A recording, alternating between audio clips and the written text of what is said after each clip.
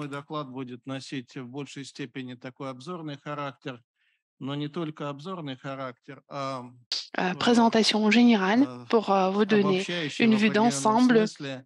Мы встречались не так давно, Nous, чуть больше месяца nous nous назад. sommes Наши vus институты в il n'y a pas très Новосибирске. longtemps Мы au sein реализуем de для notre наших institut уважаемых à французских коллег, Novosibirsk реализуем et совместный c'est un проект programme по commun avec nos chers collègues проблемам français развития sur des пространства problèmes азиатской de России. développement de Подготовлена такая l'espace de книга. la Russie И asiatique, de la в partie ходе asiatique de la обсуждения Russie. Voilà, un livre qu'on a publié выявился ряд et проблем, над au которыми нам предстоит contexte, dans le работать. contexte de Я cette больше discussion, сосредоточусь on a на pu cibler том, les какие problèmes sur проблемы lesquels on возникают, peut développer. Moi, je и voudrais me concentrer хотелось бы sur les услышать ваше problèmes компетентное qui мнение, точки зрения apparaissent et je о том, voudrais как entendre можно votre opinion преодолевать эти проблемы. d'expert sur Проблемы les связаны с solutions тем, à что ces я problèmes. вчера Ces слушал problèmes sont доклад liés au Жака. fait, Мы hier работаем со j'écoutais la статистикой, présentation как de правило, Jacques, nous это travaillons экспост, avec les то, что statistiques состоялось. normalement en mode ex Когда мы post работаем с euh, pour пространством les choses qui sont развития, déjà passées. особенно Alors таких que территорий, lorsqu'on как traite du Россия, développement spatial, Восточная surtout pour des Россия, territoires мы tels que работаем на la проектном Russie уровне, то aussi, la есть Russie проекты, orientale, связанные on с travaille au реализацией niveau тех или иных du projet. решений, Donc, ce тех sont или des иных projets инициатив. visant И, как à правило, mettre en Виктор place des Александрович initiatives, des здесь solutions. Волконский присутствует. Для меня это Ici, особая nous честь, avons что он здесь. Victor, Он старый друг mes нашего collègues, c'est института. un vieux Мы все ami de начинали notre с institut. оптимальных методов Nous avons tous отраслевого commencé территориального par планирования. des И méthodes оптимальные методы optimales планирования у нас de были основаны во planification многом на том, что territoriale et мы industrielle, et собирали ces méthodes колоссальные optimales массивы étaient basées отраслевых sur проработок, des то есть того, что données готовилось отраслевыми énormes институтами, par industrie, donc tout ce qui специалистами, était préparé par des поскольку instituts, des массивы были branches колоссальные, correspondant à проработок des было branches очень много, industrielles.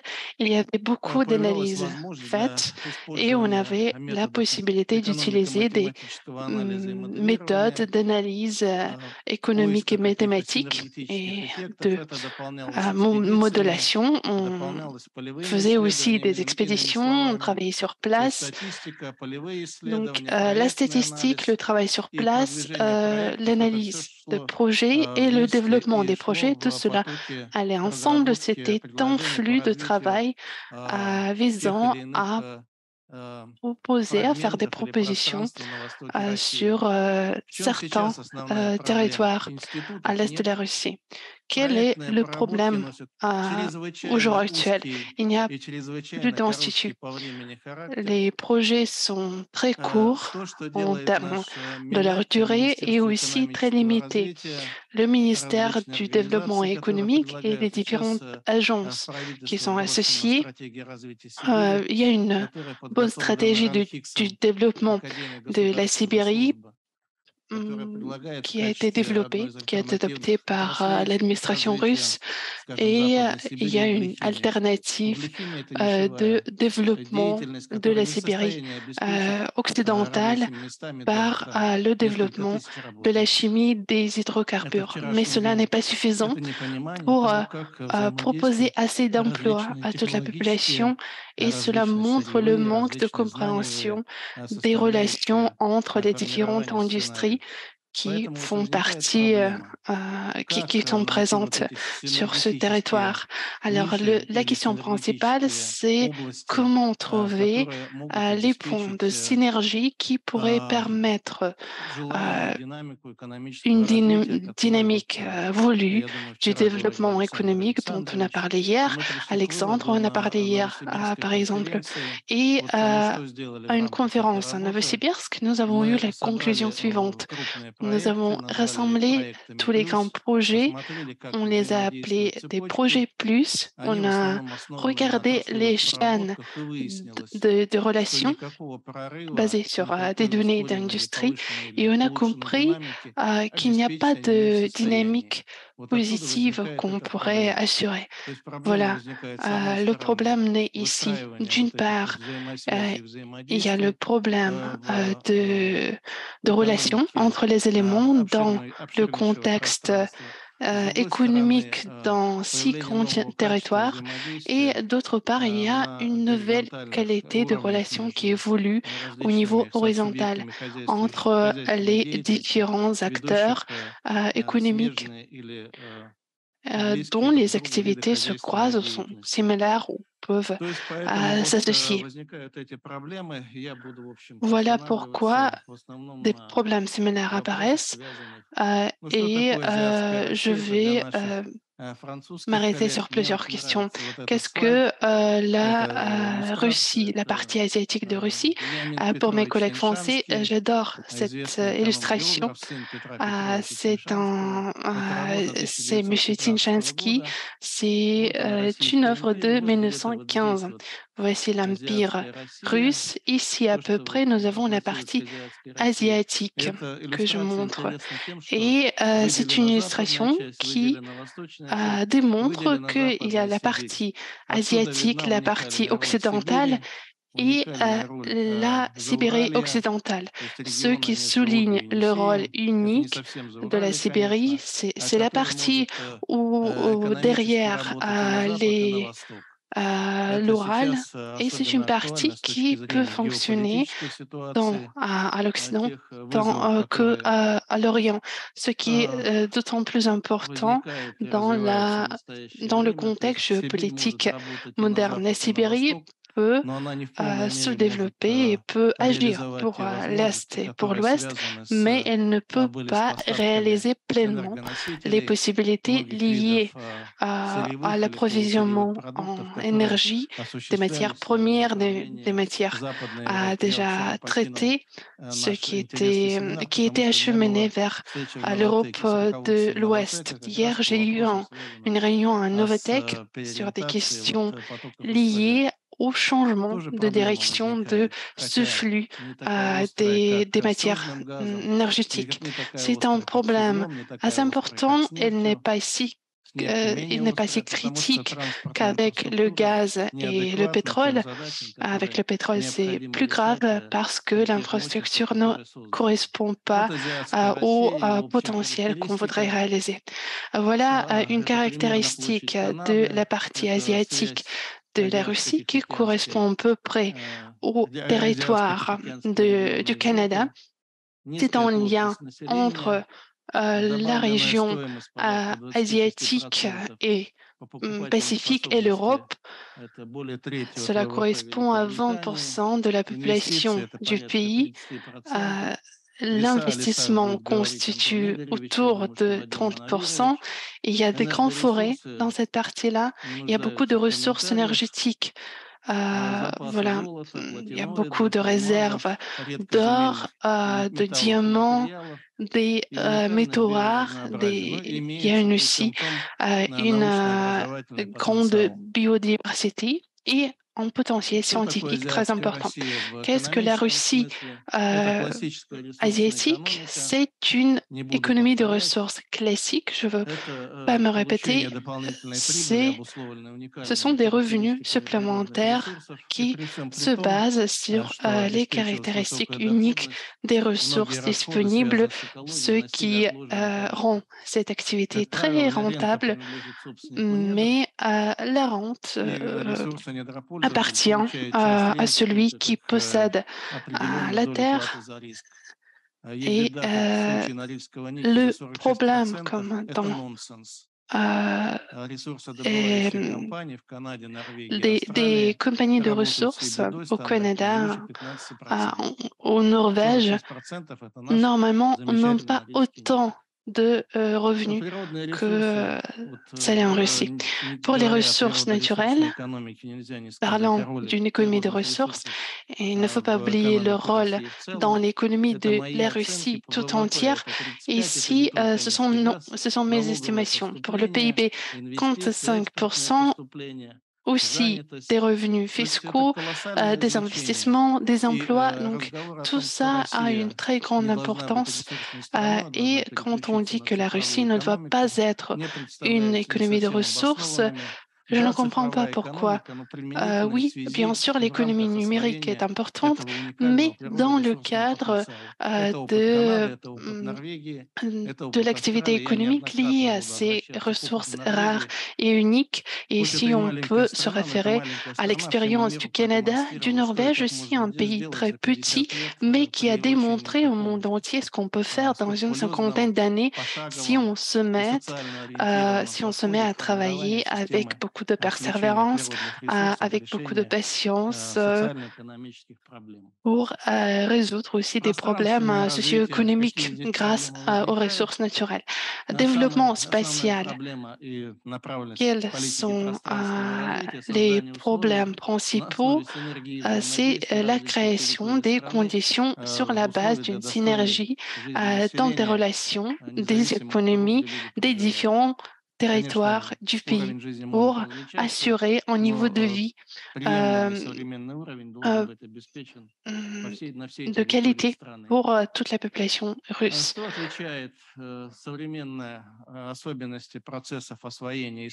Les caractéristiques distinctives d'utilisation des ressources naturelles dans un cadre d'une économie numérique sont les suivants. Les ressources naturelles vivent des grandes modifications. Il y a le gaz de cinnamon qui se trouve à une profondeur très, très grande. Cela assurait une grande partie de l'économie de Gazprom. Ce gaz arrive à la fin. Pas tout à fait à la fin, parce que ce n'est pas la question de volume, mais c'est la question de ses caractéristiques. Et le même arrive au pétrole, à des métaux, à toutes les ressources naturelles. Et ici, le rôle des connaissances, de l'expertise est énorme. Et le moteur principal du développement, le levier principal pour l'utilisation de ces ressources, ce n'est pas seulement la technologie, mais aussi l'environnement lié à ces technologies. Bien sûr, les hommes, les personnes avec des connaissances particulières sont ici un des moteurs du développement stable de ces territoires. Et si je voudrais parler, et c'est quelque chose de très intéressant, des travaux des scientifiques du Chili. Comme vous savez bien, ce sont les leaders sur le marché de cuivre et des métaux. Il y a des travaux très intéressants liés à des connaissances locales. La situation est très, très simple. Avec la modification des ressources naturelles, le Chili est en droit très important sur le marché des ressources naturelles. Le rôle de la connaissance va s'accroître avec la modification des ressources naturelles pour comprendre mieux comment on peut les utiliser en tirant un revenu. C'est très caractéristique, cet rôle donné aux connaissances pour tous les pays, sauf la Russie, parce que nos entreprises investissaient peu dans les connaissances et les statistiques le prouvent. On a publié des travaux sur cette question pendant les années soviétiques. On essayait de rationaliser. Voilà, donc on essayait juste de développer ce que avait été développé précédemment, mais pas des approches nouvelles qui répondraient mieux aux besoins. Можно этот ряд продлить, но тенденция понятна. Видите, не столько добыча нефти, сколько нефтегазовый сервис. Donc ici, vous voyez le secteur pétrolier et gazier, qu'il ne s'agit pas uniquement d'extraction de forage, il s'agit également de technologies d'information. Et un très important, je pense qu'il mérite d'être étudié. Nous sommes consacrés à ces études avec M. Lopoukhine dans les années 80, lorsque nous travaillions sur le secteur gazier et pétrolier de la Sibérie. Alors, le problème est que les équipements russes, fabriqués en Russie, ne correspondent qu'à 60%, mais il s'agit principalement d'équipements passifs, donc bâtiments, euh, tout ce qui concerne les technologies d'information, le bâti principalement, donc, et le plus important est assuré par des équipes importées.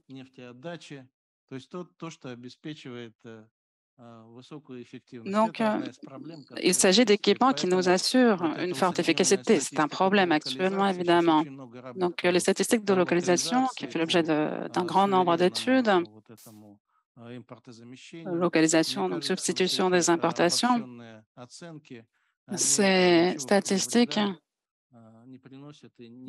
très générales ne font que nuire, je crois, car elles ne contribuent pas à un changement positif dans le contexte actuel. Voici donc la ventilation pour les travaux de service. Et si vous voyez les recettes du secteur pétrolier et gazier, un montant absolument colossal. Mais il s'agit là de technologies de pointe. Principalement, mes collègues, je pense, vous diront la même chose pour les autres domaines de ressources, notamment les ressources renouvelables. Donc, le contexte est clair. Le rôle de l'activité écologique et qui s'appuie sur la science devient de plus en plus important. Donc, qui doit assurer ce rôle? Eh bien, il faut l'assurer dans 3 domaines et dans 3 espaces, disons, dans les grandes mégapoles, Saint-Pétersbourg, Moscou, Kazan, Novosibirsk, donc pour les sciences fondamentales. Il y a des villes piliers, les gateway cities, donc des villes éloignées des lieux d'extraction et où l'on se concentre sur des travaux s'appuyant sur des technologies locales. Et ensuite, il y a des lieux où les projets sont mis en œuvre directement. Donc, vous voyez là toute une chaîne d'interaction. Et malheureusement, cette chaîne n'existe pas en Russie. Pourquoi? À cause des problèmes de modernisation, de diversification. Alors, la diversification par le passé portait surtout sur la transformation. Hier, à Novatech, on me disait oui, nous avons construit une usine pétrochimique, mais en réalité,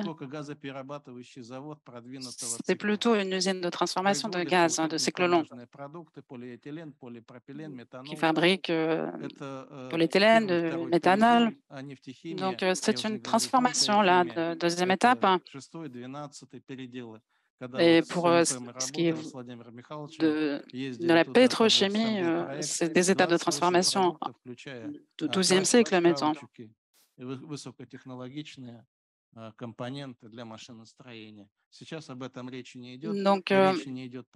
nous ne sommes pas suffisamment avancés dans ce domaine. Pourquoi? Et on n'en parle même pas. Pourquoi? Absence de demande interne.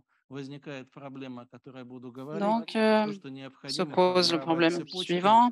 Il faut créer ces chaînes et il faut agir de façon déterminée afin d'assurer l'interconnexion, les liens entre les structures commerciales. C'est là l'expérience de la Norvège, du Canada. Alors, mes chers collègues français, la civilisation soviétique portait surtout sur l'économie de planification. Elle était unique, certes. Tout un appareil de production a été créé, mais la question socio-technique reste absolument essentielle lorsqu'on parle de l'exploitation de territoires tels que l'Asie russe, car à l'époque, tous les grands projets, les pipelines étaient centralisés. En résulte la situation actuelle.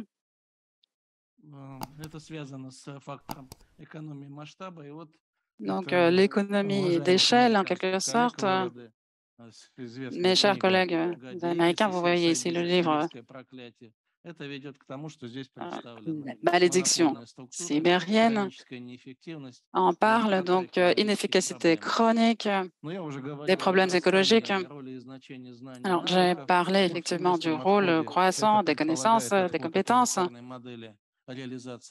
qui suppose actuellement l'abandon de ce modèle unitaire, notamment pour ce qui est de la Sibérie. Donc, plutôt, il faut opter pour des projets qui se basent sur des contrats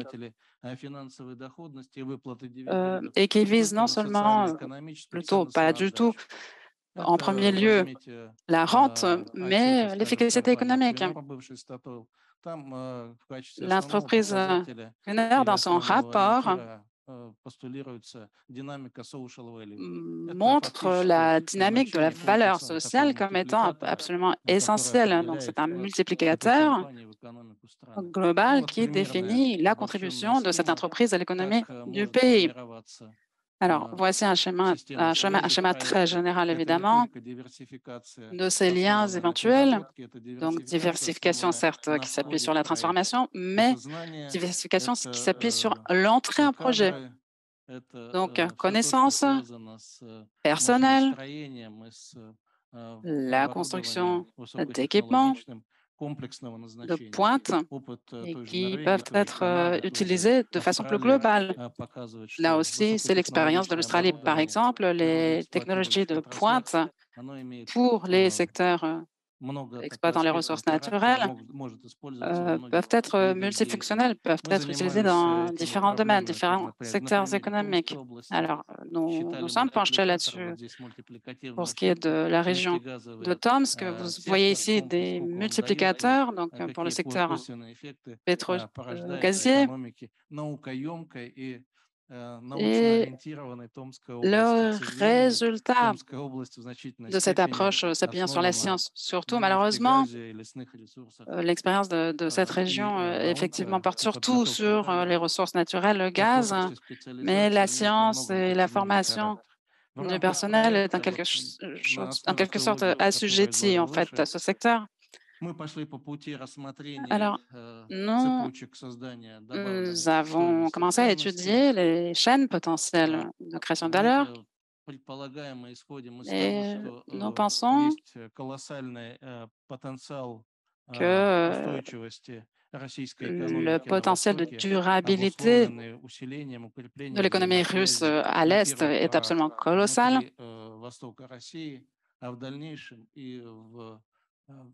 Et ce potentiel pourrait ensuite se diffuser en tant qu'approche à d'autres régions et à d'autres domaines économiques. Donc, il faut travailler à la coopération tant verticale qu'horizontale, essentielle là aussi. J'ai beaucoup travaillé sur les questions de base juridique. Je connais ces bases très bien. Malheureusement, dans notre pays,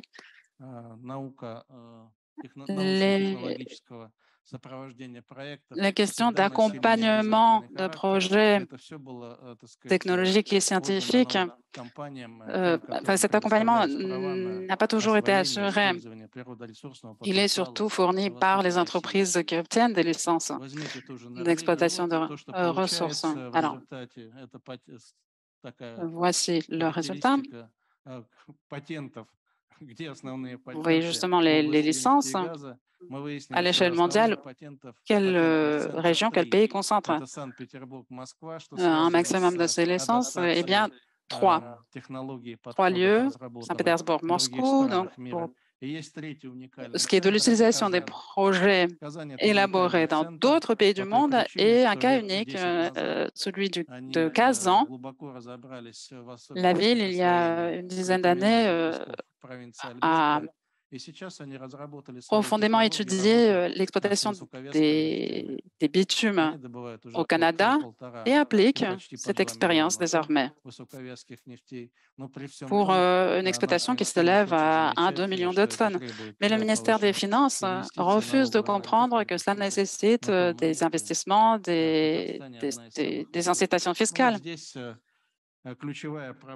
Alors, ici, donc, le problème principal de l'Est de la Russie. Par l'exemple des terres rares, oui, bien sûr, on peut les extraire, on peut les transformer, mais à mesure que la valeur ajoutée croît, donc c'est le triangle à droite, le marché diminue. Donc il faut trouver un bon équilibre, savoir jusqu'où on peut aller pour assurer la durabilité de l'économie. Malheureusement, dans la plupart des villes, en Sibérie, Nadezhda Nikolai le savent, il nous veut ce problème. Mon collègue, M. Ganga, a beaucoup travaillé sur cette question également, M. Tarasov également. Eh bien,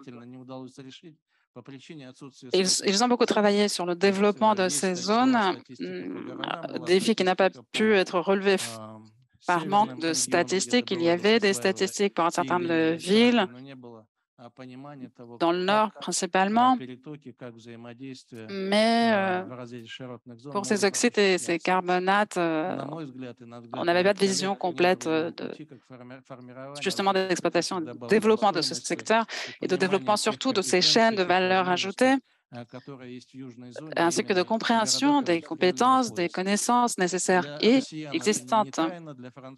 Alors, nous, en Russie, on le sait évidemment, nos collègues français peut-être moins.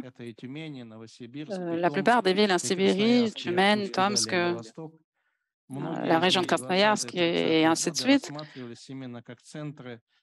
étaient considérés par le passé comme des centres de production d'équipements, notamment pour l'exploitation de ressources naturelles, mais au début du siècle dernier. Mais la guerre a tout chamboulé et en 1990, la région produisait surtout pour la défense. C'est le cas de Tomsk, c'est le cas d'Omsk. Et malheureusement, donc, pour ce qui est de la production du matériel civil, eh bien, on n'a pas pu avancer. On a des connaissances, on a des universités, on a des centres scientifiques, mais il n'y a pas de grands producteurs. Il y a eu des usines, bien sûr, par exemple pour la production d'équipements agricoles, qui produisaient par ailleurs pour la défense, mais il n'y avait pas d'entreprise capable de fabriquer des technologies de pointe pour l'exploitation de ressources naturelles. Donc c'est un problème. Et pour moi, pour résoudre ce problème, il faut assurer l'interaction entre les différents acteurs dans le cadre de contrats avec droits, licences et possibilités d'exploiter telle ou telle ressource naturelle appartenant à l'État. Certes, mais cela ne veut pas dire que les entreprises doivent travailler à perte ou doivent travailler de façon forcée. La pratique mondiale montre qu'on peut toujours trouver une solution d'équilibre pour tout le monde, des solutions suffisamment flexibles, à condition d'avoir une base juridique correcte.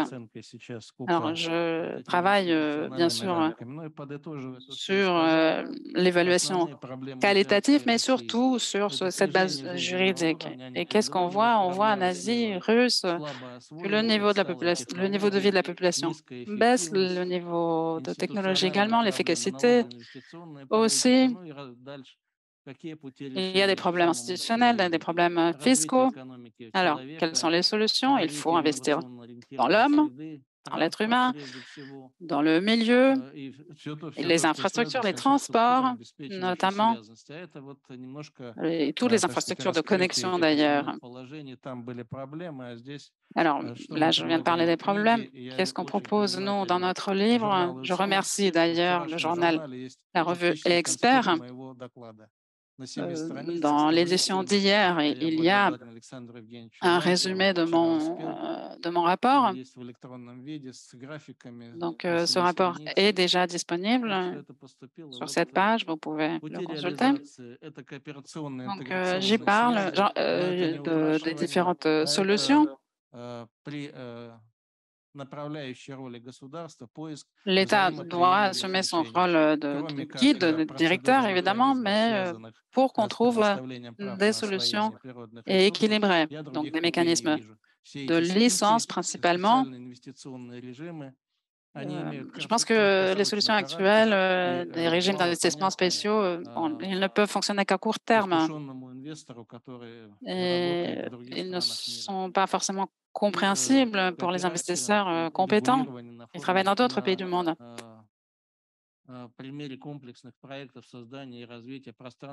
Il faut s'appuyer sur les exemples de projets diversifiés et complets, justement de création de valeur.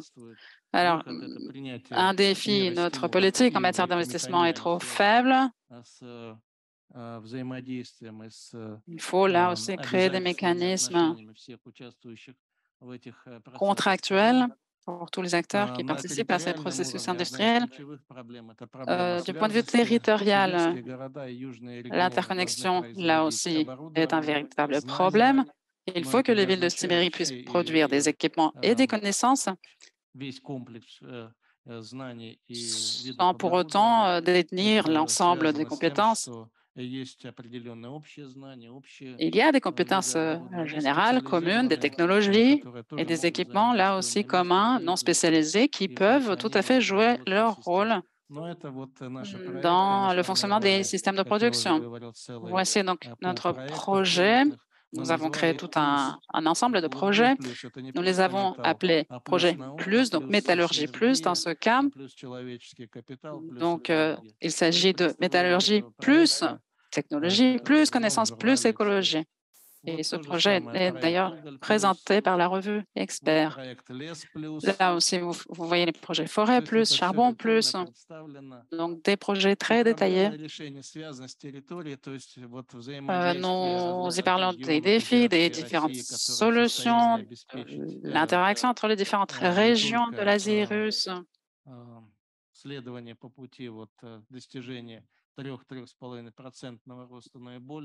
Des projets qui pourraient effectivement nous permettre d'atteindre une croissance à 3,5%, mais il faut assurer les liens, l'interconnexion.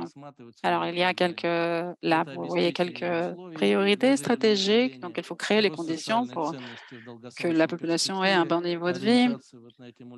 Il faut investir dans la société, dans l'aspect social et accorder une attention particulière à l'environnement.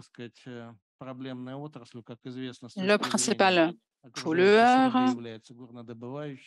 comme nous le savons, c'est bien l'industrie minière, par ses déchets notamment. Et cette industrie est concentrée principalement à l'est du pays, Norilsk-Nickel notamment. Alors, pour conclure, les grands projets seraient la base de développement de l'Asie russe. Elle ne serait pas la panacée, mais ils pourraient jeter les bases justement de développement, de coopération horizontale et verticale, assurant ainsi le développement de la région. C'est un potentiel absolument essentiel pour la Russie dans son ensemble d'ailleurs. Et bien évidemment, nous jouons un rôle important ici. Il ne s'agit pas uniquement de livres, de projets. Nous devons faire partie de cette communauté d'experts qui prend part et interagit avec ceux qui prennent des risques. Je vous remercie de votre attention. Alors, excusez-moi, j'ai ajouté 3 diapositives. Un sujet évoqué souvent par M. Alexandre Alexandrovitch. Nous avons eu beaucoup de chance. En Sibérie, nous avons 2 sites absolument uniques de gisements. Un gisement de diamants, des diamants absolument uniques, issus des météorites, donc, avec des caractéristiques absolument uniques, et un autre gisement une autre zone en fait qui concentre 20% de gisements dans le monde pour l'un des minerais, que l'interprète malheureusement n'a pas entendu. Donc, un minerai qui permet de gagner sur une toute petite parcelle des montants très importants. Donc, un minerai potentiellement très profitable. Mais nous avons donc ces gisements, ces minerais, et nous avons à côté l'utilisation en Russie. La Russie utilise très peu de ce minerai elle-même. Donc ici, vous voyez tous ces projets très uniques. Il s'agit là de production très petite. Pourquoi? Parce que nous n'avons pas ces chaînes de valeur qui pourraient se compléter et qui permettraient d'assurer une meilleure utilisation de ces ressources en interne au sein du pays, alors qu'il s'agit de projets très prometteurs et très uniques, bien sûr. Alors, on peut citer ici l'exemple de la Chine. Lorsque sous Deng Xiaoping, la Chine s'est penchée sur son potentiel, pour certains minerais, on a identifié un véritable potentiel et une politique progressive a été adoptée, très complète, qui a permis à la Chine de se positionner parmi les premiers au monde. Il ne s'agit pas uniquement de carbonate, donc de matières vraiment premières et de composantes, ou les terres rares, par exemple, mais aussi d'abord les métaux, puis le produit fini, puis les technologies associées. Et donc la Chine aujourd'hui se positionne parmi les premiers au monde, mais cela nécessite un changement de paradigme. Donc c'est la région justement dont je parle, les sites, les gisements sont très rapprochés. Donc, le tout se trouve dans le kraï de Krasnoïarsk. Là, vous voyez les diamants, le gisement de diamants. Fait intéressant. Ce gisement a été découvert en 1972. Une réunion s'est tenue et Sherbetsky, le premier secrétaire du Parti communiste en Ukraine, a indiqué qu'il ne faut pas aller en Sibérie, dans ces marais de Sibérie, il faut développer un institut de matériaux à côté de Kiev. Cet institut a créé des compétences. Ces compétences ont été achetées par la Chine et aujourd'hui, les diamants artificiels s'appuient justement sur ces travaux. Mais ces diamants, bien évidemment, sont une pâle figure par rapport aux diamants de ce gisement de Sibérie.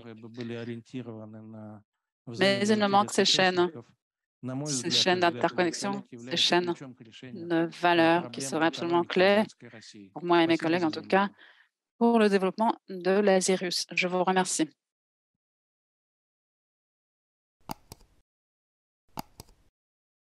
Merci beaucoup.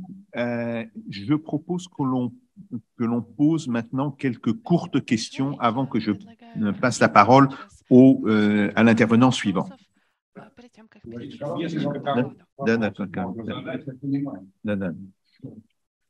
Hélène. Vous avez évoqué la question de l'efficacité économique de l'exploitation minière.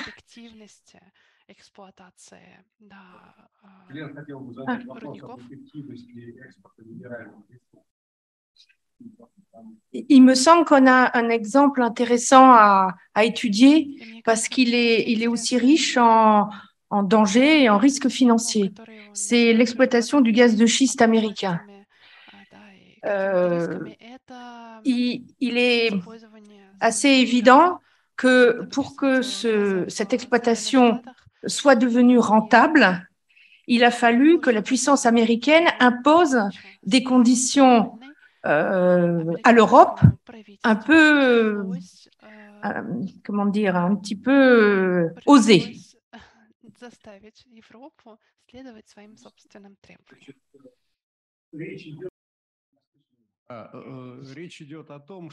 Alors, la question est que les États-Unis imposent des conditions des exportations de gaz de schiste pour que cela soit rentable, ce gaz, pour eux, mais ce n'est pas du tout bon marché pour l'Europe. Donc, c'est une efficacité tout à fait relative à une puissance géopolitique. Donc, je pense qu'on doit quand même être très prudent quand on parle de l'efficacité d'une exploitation dans un contexte donné et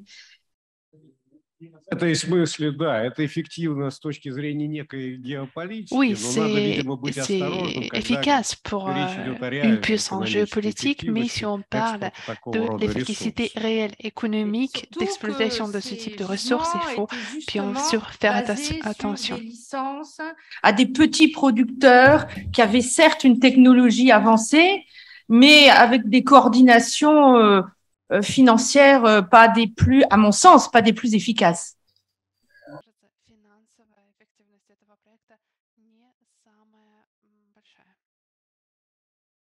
Hélène сказала, что это эффективно для узкой группы Alors, je компаний, réexplique un peu en russe. обладают Hélène avait высокими expliqué que cela est технологиями, efficace pour un petit позволяющими groupe добывать сланцевый d'entreprises газ. А для qui остальных possèdent это ces как не очень technologies эффективно. d'exploitation du gaz de schiste, alors que pour Но d'autres, ce n'est вопрос pas du tout efficace. эффективности экспорта природных ресурсов Alors, la question это такой d'efficacité не только и не столько d'exportation des ressources экономический, naturelles, ce n'est pas сколько tellement une вопрос, question économique связанный с qu'une question liée à налогообложением à la taxation, транзакций à la в значительной fiscalité степени.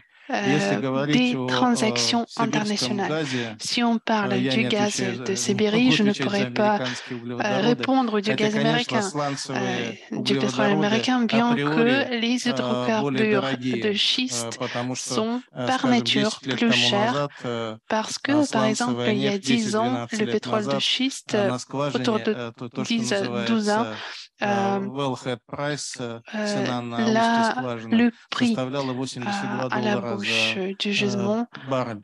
Потом она était понизилась de до 32. $82 par Сибирская barrel. нефть, Après, elle a chuté à цена ее, например, сейчас $32. Le $18-20 pétrole de за Sibérie баррель. coûte aujourd'hui А все 18 остальное à это налоги, $20 par это barrel. транспортная Et le составляющая, reste, это ce sont les география impôts, поставок. ce Да, sont les наверное, taxes, это выгодно для c'est la тех компаний, transportation которые selon la в géographie Соединенных Штатах d'approvisionnement.